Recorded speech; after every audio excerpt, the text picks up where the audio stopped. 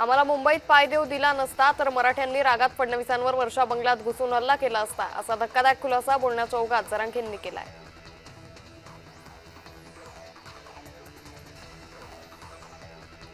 अजित पवारांचा महिला अधिकाऱ्याला धमकी देतानाचा व्हिडिओ व्हायरल झाला. यात अजित पवारांचा अधिकाऱ्याला फोन लावून देणाऱ्या कार्यकर्त्यांवर गुन्हा दाखल झालाय. तर सरकारी कामात अडथळा निर्माण केल्याप्रकरणी कुर्डुवाडी पोलीस ठाण्यात जवळपास 10 ते 12 ग्रामस्थांवर गुन्हे दाखल झालेत.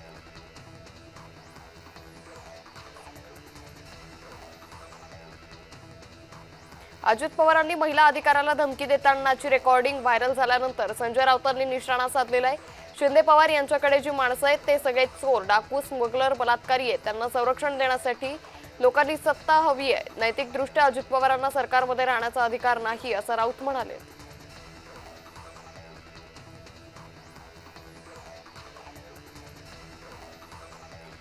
दक्षिण मुंबईत यापुढे आंदोलनाला परवानगी नको अशी मागणी मिलिंद देवरा यांनी फडणवीसांना पत्र लिहून केली होती. या मागणीचा सामना अग्रलेखातून समाचार घेण्यात आलाय.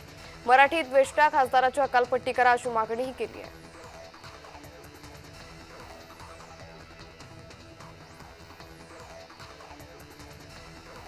नितेश राणेंना स्वतःच्या स्वार्थापलीकडे कोणतीही विचारधारा नाही अशी टीका वैभव नाईकांनी केली.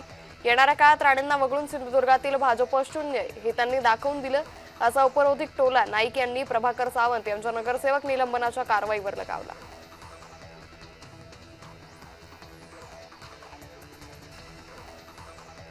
युवक काँग्रेसच्या प्रदेशाध्यक्षपदाची धुरा शिवराज मोरे यांच्याकडे आल्यावर निष्कासित पदाधिकाऱ्यांना पुन्हा पदावर नियुक्त करण्यात आले.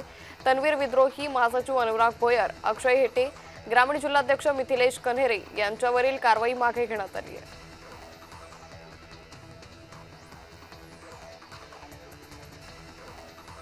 जोधपूरमध्ये आज राष्ट्रीय स्वयंसेवकांची बैठक आयोजित करण्यात आली आहे. मोहन भागवत बैठकीत मार्गदर्शन करतील.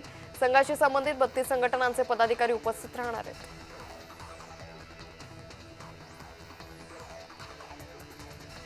आनंदाचा शिधा बंद करण्याचं कारण मुख्यमंत्री फडणवीस यांनी द्यावं अशी मागणी ठाकरे गटाचे नेते वैभव नाईकांनी केली आहे. महायुती सरकारनं आनंदाचा शिधा हिंदूंची मतं मिळवण्यासाठीच वाटला होता का, असा सवालही त्यांनी केला.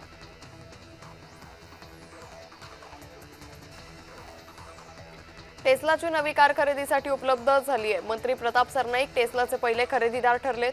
परिवहन मंत्र्यांनी पहिली टेस्ला गाडी खरेदी केली आहे.